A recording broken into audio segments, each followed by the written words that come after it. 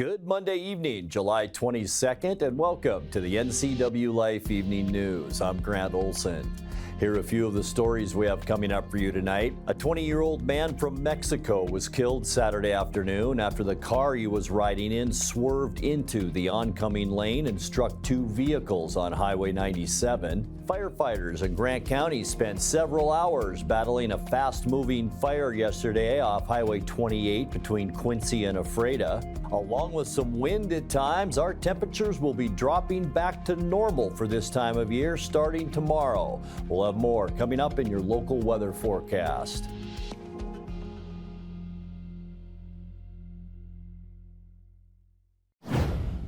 The Pioneer Fire is now reaching over 30,000 acres. As the Chelan County Sheriff's Office says, protecting Stehekin is the top priority. Stehekin remains under a Level 1 fire advisory, as does Camas Creek to Mitchell Creek, with Hazard Creek to Safety Harbor at Level 3 and Safety Harbor to Camas Creek at Level 2. The Sheriff's Office says Stehekin residents have been briefed that Chelan County Emergency Management is prepared for a Level 2 or be prepared to evacuate notice if deemed necessary. Fire officials said state fire assistants for Stehekin were set to arrive today to implement structure protection plans to increase fire resilience. Containment remains at 14%. A man was shot and killed near the 400 block of Hanford Street in Omak on Sunday after allegedly attempting to break into a vehicle and then assaulting a homeowner who confronted them. Omak police report that around 7:15 p.m. an armed homeowner confronted an unidentified male attempting to tamper with a vehicle. Omak Police Chief Daniel Christensen said the man attacked the homeowner, knocking them to the ground. The homeowner's significant other, also armed, witnessed the attack and fired a warning shot into the ground. Christensen said after the male suspect continued to scuffle, the homeowner fired a single shot at him. The man then reportedly left the property and collapsed in the street. He was then transported to Mid-Valley Hospital, where he was pronounced dead. The Omak Police Department has launched an investigation to determine the appropriateness of use of force. A 21-year-old man from Mexico was killed Saturday afternoon after the car he was riding in swerved into the oncoming lane and struck two vehicles on Highway 97. The accident happened about 3:30 p.m. about 20 miles north of Ellensburg. The driver of the 2009 Nissan Altima, 27-year-old Saul Avila Valadez, also of Mexico, was airlifted to Harborview Medical Center in Seattle with serious injuries. The man killed in the wreck was identified as Elmer Cesana Morales. A 27-year-old woman and 9-year-old girl in the Nissan were not injured. The Washington State Patrol said the Nissan was traveling north when it entered the southbound lane and collided first with a 2022 Ford F-250 pulling a trailer, and then a 1994 Ford F-250 pulling a boat. None of the occupants of those vehicles was injured. The State Patrol said charges are pending against Valadez. The North Cascades Highway was closed again Sunday as firefighters struggled to gain containment of the Easy Fire. The state said it's unclear when the highway will reopen. In addition, fire managers said Saturday that the fire had burned over the ridge of Mount Hardy and was threatening the Pacific Crest Trail. The Washington State Department of Transportation closed Highway 20 at 4 p.m. Sunday because of wildfire activity and fire mitigation. The highway was first closed at 3 a.m. Thursday, shortly after the lightning-caused Easy Fire was reported. The scenic Cross Mountain route was reopened about 4 p.m. that same day. As of this morning, the fire had burned about 300 acres of steep, rugged terrain and was 0% contained. When we come back, U.S. Senators Maria Cantwell and Patty Murray, as well as Congresswoman Kim Schreier, are praising President Joe Biden as he removes himself from the 2024 presidential race. And good news for customers of Chelan County PUD. Billing statements will return to normal this month. I'm Grant Olson, and you're watching the NCWLIFE Evening News. I want you to know where I stand on abortion. As governor, I will not change Washington law on this issue because I do not believe any politician, regardless of personal belief, has the right to make that decision for any woman. My opponent, Bob Ferguson, is trying to spread fear by saying things that I don't believe and will not do.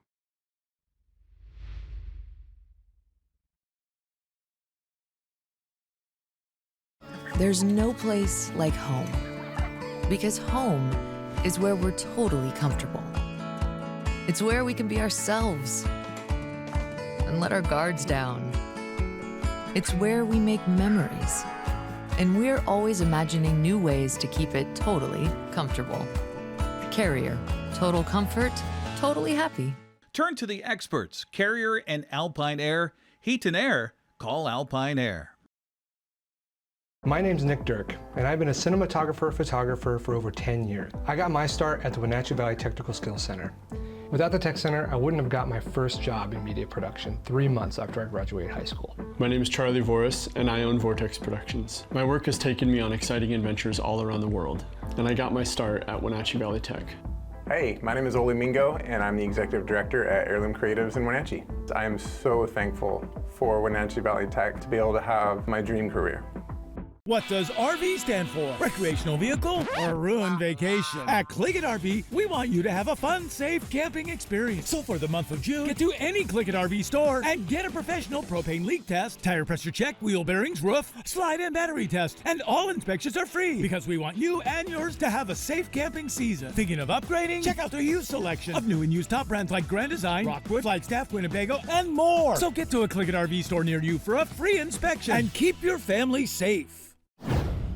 Firefighters in Grant County spent several hours battling a fast-moving fire yesterday off Highway 28 between Quincy and Ephrata.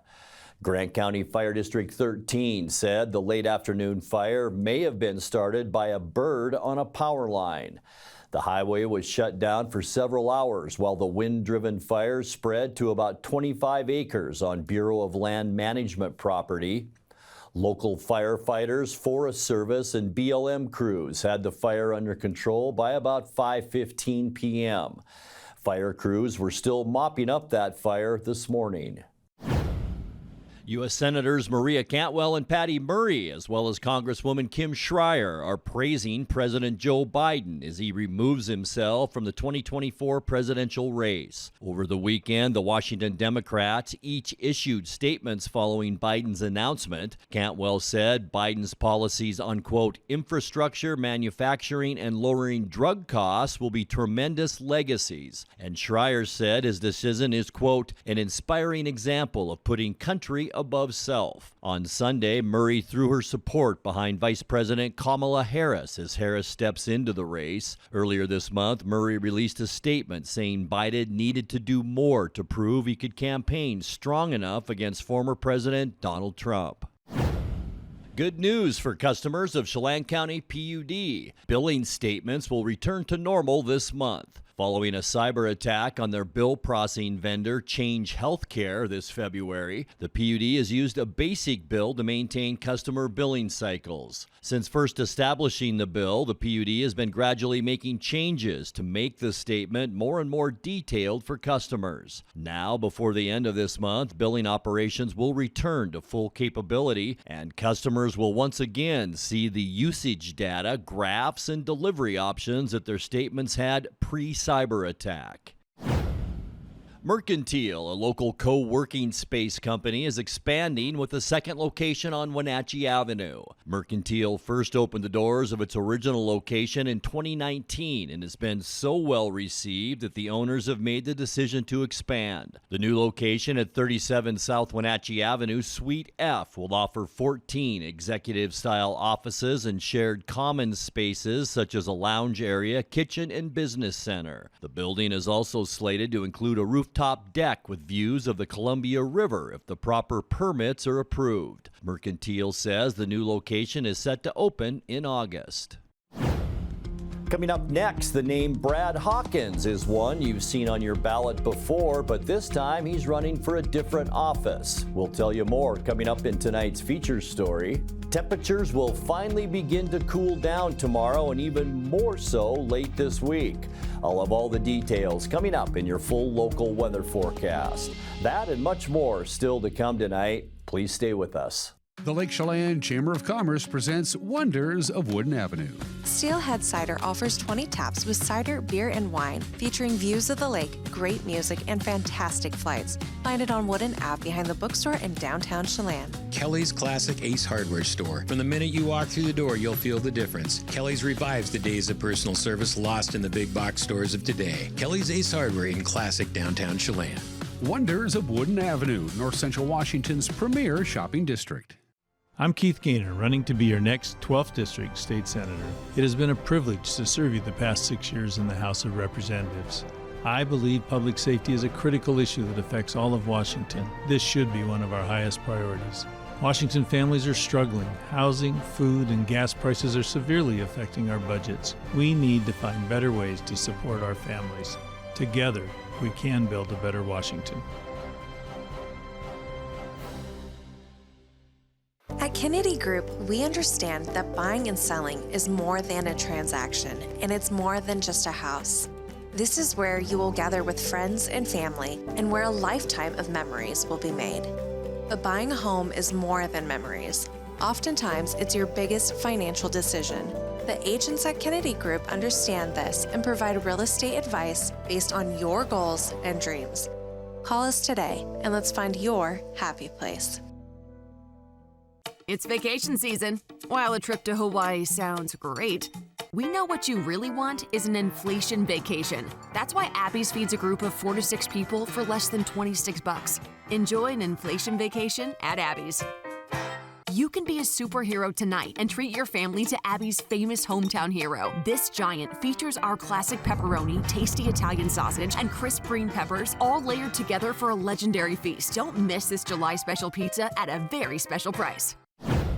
The name Brad Hawkins is one you've seen on your ballot before, but this time he's running for a different office. The two-term state senator is running in the August primary for Chelan County Commissioner, the seat being vacated by Tiffany Gehring. Hawkins' father, Buell Hawkins, previously held that seat from 2001 to 2008.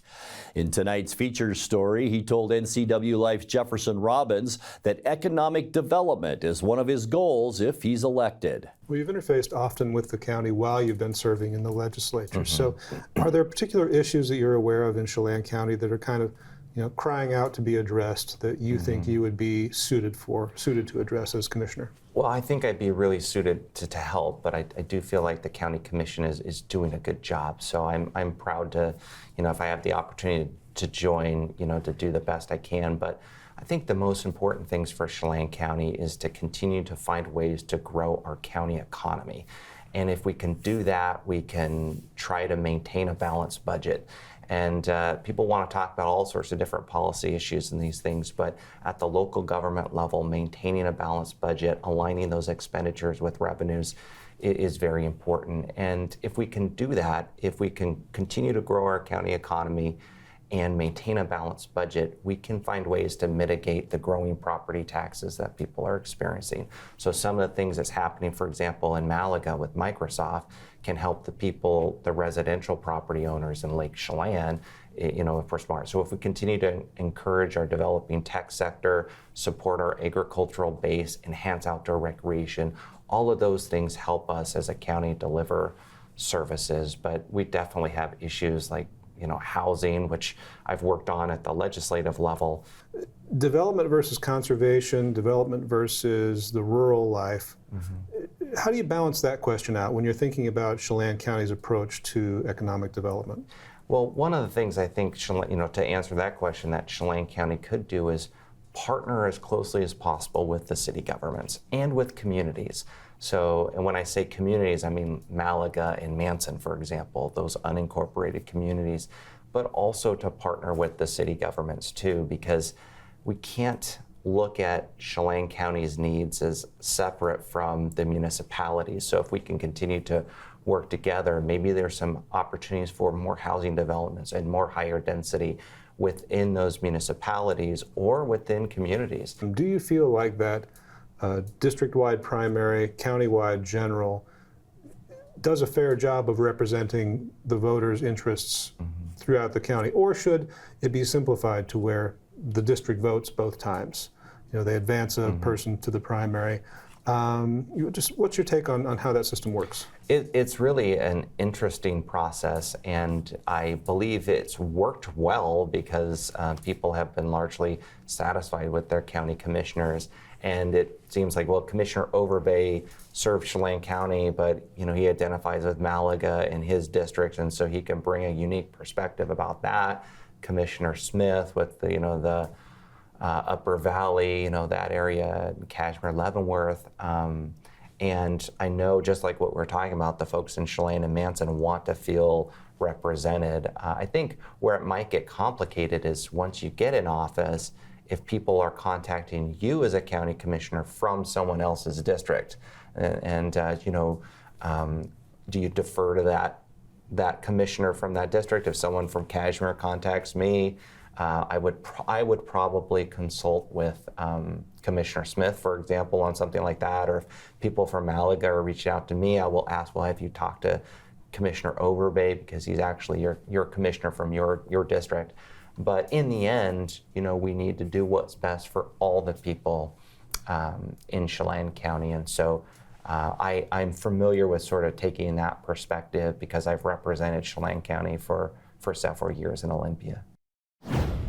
Time now for a check of your North Central Washington weather forecast. Hope you had a fantastic weekend. It was a hot one, but I'll tell you folks, with the haze, it kept our temperatures down not only Saturday, but a bunch yesterday, even though we still topped out at 101 both Saturday and into Sunday. It was a hot weekend, and we saw more of that haze as we kicked off our Monday, too.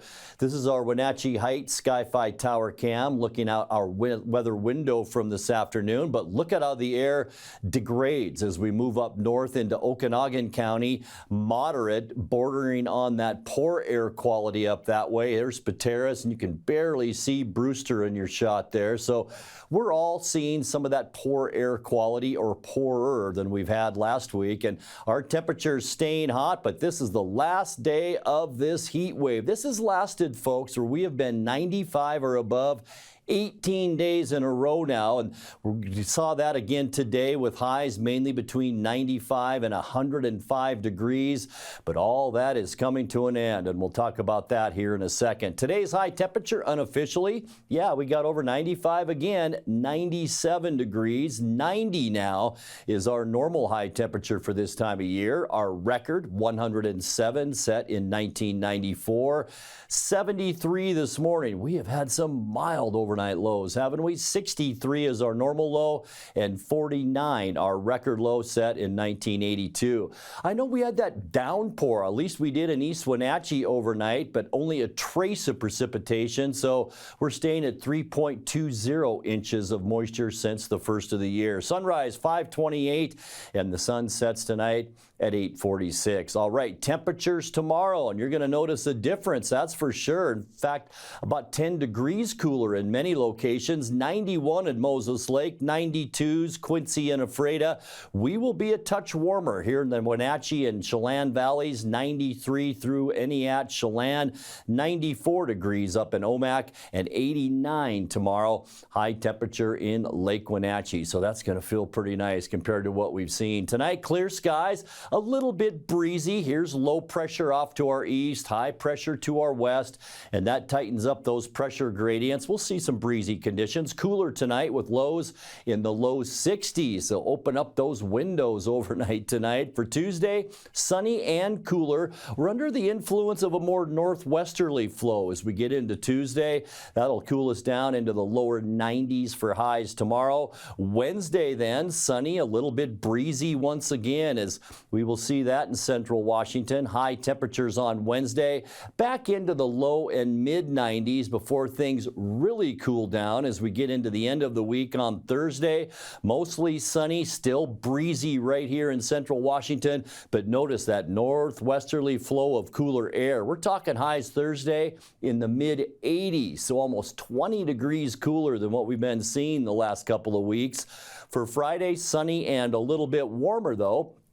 We'll see afternoon high temperatures Friday afternoon in the mid to upper 80s. So still a little bit below normal, or we are getting there though. By the time we get into the weekend on Saturday, sunny and warmer and right where we should be for high temperatures, right around that 90-degree mark to kick off our next weekend. Getting you into Sunday then at the end of our forecast and the end of our weekend, more of the same. We'll see a lot of sunshine on Sunday. We're even going to warm up just a little bit more by the end of the weekend, with high temperatures then in the low to mid 90s. All right, your 7-day forecast now. 62 overnight tonight, as I mentioned. Open up those windows and let that fresh air in. Sunny for Tuesday and Wednesday. Breezy conditions will move our way Wednesday and Thursday, but look at the temperature difference between Wednesday and Thursday. This is where we will really cool down. 85 your high Thursday, 87 Friday, and then pretty much back to normal for this weekend. Sunny skies both Saturday and Sunday with high temperatures in the low 90s. And that's a look at your North Central Washington weather forecast. Coming up next, tonight's sports report with Eric Granstrom and more as the NCWLIFE Evening News continues right after this. Punch their ticket to the playoffs no matter what happens. Wenatchee AppleSox baseball is back on the NCWLIFE channel. Tune in Friday, August 2nd when the AppleSox face the Nanaimo Night Owls. Coverage is brought to you by our Platinum supporter, Alpine Air Heating and Cooling, and our Gold supporter, the Town Auto Group. AppleSox baseball also brought to you by Apple Valley Honda, Club Crow Bar and Grill, the Chelan Douglas Community Action Council, and AmeriCorps, your television home for AppleSox baseball, the NCWLIFE channel. And Carson with his first home run. Happy Monday. The Mariners salvaged the final game of a weekend series with Houston Sunday, winning it 6-4. Yordan Alvarez hit for the cycle for the Astros, and Julio Rodriguez came out of the game after injuring his ankle. Seattle finally had just enough offense to get the win. Out to the gap in left center field, blasted back in. It stays just inside the yard. Rojas is in. Rarely comes across. Moore legged out for three with a headlong slide. And the Mariners have taken a 2-0 lead in the second inning. Well, this is a great at-bat by Dylan Moore. There was no denying Dylan. He was getting to third base, and that's a huge hit for the Mariners. This time with only one base runner allowed. And that base runner is Yordan Alvarez, who crushes one deep to right. Forget about it. You gotta be kidding me with that. Hit the facade of the upper deck. One of the longest shots in T-Mobile history. The big man, Air Yordan, goes on a long ride to right. That's a part of this, at least for the immaculate ending part. Polanco, right field, and gone. Now the Mariners get that run right back. Well, the Mariners answer immediately. 107 off the bat for Polanco. It's a slider, stays up and away. Polanco able to get extension, and the barrel to the ball kind of backs up. McDonald's Supermo shows you the backup slider, and Polanco put it in the seats in right field. And to center, Julio giving some ground, tracking it onto the warning track, and he crashes into the wall. He dropped the ball, and Julio is hurt. Dubon scores. Alvarez is into third base, but the concern right now is on Julio, who is down holding his leg in center field. He went full speed into the wall. Take a look at that right leg. Now it certainly looks like he's coming out of this game, but encouraging that he's able to put some weight on it. Line right to Crawford. Dropped it, picks it up. On to first. Take a look at it. JP kind of reaches back across his body, and it's in and out of the glove. Altuve has to hold because it's a line drive. So a big break and a heads-up play right there by JP Crawford. I mean, that was either the most fortuitous drop ever or one of the great sneaky plays we have seen in a long time from JP. He has not had the same success against lefties, however, and now having to face a power lefty in Luke Raley. Fly ball, a towering fly ball, out to right field. Luke Raley has done it! A 3-run moonshot! And by recent standards, the Mariners have just blown it open.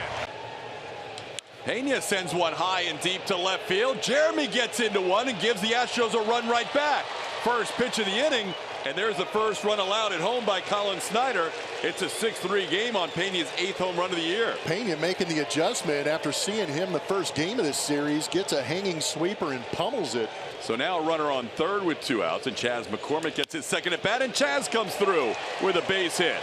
Astros get another single run. They have scored 4 single runs in the last 5 innings. It's now a 6-4 game. They go to the lefty off the bench. Such a critical at-bat here. Loperfido, if he can reach, then the tying run Altuve comes to the plate. And they got it! Munoz strikes out the side in order, and he punctuates the Mariners' win. They salvage the series, and they take Game 3, 6-4 over the Astros. Manager Scott Service was quick to address the injury to Julio after the ball game. Unbelievable effort by Julio, and certainly we're all concerned where he's at. Initial X-rays are negative. He's got a little bit of an ankle sprain there. Right now, what I've been told, is going to be day to day. We'll see where it's at there. So I think hopefully, knock on wood, we escaped something there. But what an effort! I mean, the ground he covered at the point in the game. The ball was in his glove. It might be the catch of the year if he hangs on. But stuff happens when you're playing that hard. And I started with that because I thought our team played really hard today. After the ball game, Seattle placed first baseman Ty France on outright waivers, according to the Seattle Times' Ryan Divish. If France clears waivers and doesn't get picked up by another team, the Mariners can release him, keep him on their roster, or send him to the minor leagues. Seattle is hosting the Angels in the first of 3 games tonight at 6:40. You can watch that on Root Sports Northwest. Well, Houston took 2 of 3 from Seattle over the weekend to pull into a virtual tie for first place in the American League West. Texas beat Baltimore Sunday 3-2 to remain 5 games back behind the division race. Oakland took 2 of 3 from the Angels. Los Angeles won the finale of that series yesterday by a final of 8-5. The Halos are 10 games back, while the A's are 14 games out of first place. The Wenatchee AppleSox completed a 3-game sweep of Yakima Valley Sunday with a 10-8 victory. AppleSox broadcaster Joel Norman tells us Wenatchee had to come from behind Sunday to get the win with a big 4-run 7th inning. Well, the Wenatchee AppleSox again showed off their late inning magic as they defeated the Yakima Valley Pippins by a 12-10 score on Sunday night at Paul Thomas Senior Stadium. Wenatchee had a lead going into the 7th inning, would give up 4 runs in the top of that frame, and answered right back with 4 more in the bottom half. The AppleSox had a bases-loaded opportunity. Jack Haferkamp came on with a pinch hit RBI double to plate 2. Matthew Henning drove in 2 more to add some insurance. And the AppleSox earned their 4th series sweep of the summer as they take 4 of 6 games of the overall season series with the Yakima Valley Pippins. Malott native Carson Bozo came on, got the final out of the 7th inning after the AppleSox surrendered 4 runs before that. He would toss a scoreless 8th inning and earn his team-leading 5th victory of the summer. He is now tied for 1st in the West Coast League with 5 victories. Wenatchee is off on Monday, and then they will take on the Kamloops Northpaws Tuesday through Thursday night at 6:35 each night at Paul Thomas Senior Stadium. With your AppleSox update, I'm Joel Norman. Checking the Les Schwab West Coast League scoreboard from Sunday, Nanaimo beat up Kamloops 12-2.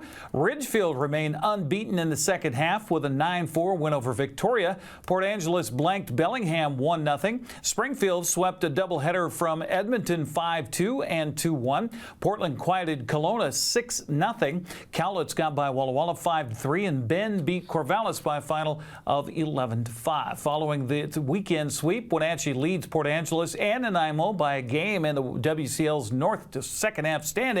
Bellingham is 2 games back. Ridgefield is 13-0 in the second half standings. They're a game in front of Portland and 4 games in front of Corvallis and Bend. The Knights and the AppleSox, by the way, have already locked up a playoff spot by winning the first half titles in each division. That's a look at sports news. I'm Eric Granstrom. Have a happy Monday. And that will do it for our newscast tonight. For more news from around North Central Washington, you can find us at NCWLIFE.com, on our social media channels, or on our mobile app for iPhone and Android. And remember, if you see news happening, we'd like to hear from you. Email us at news@ncwlife.com or give us a call at 888-6295. I'm Grant Olson. Thanks so much for being with us, and have a great night.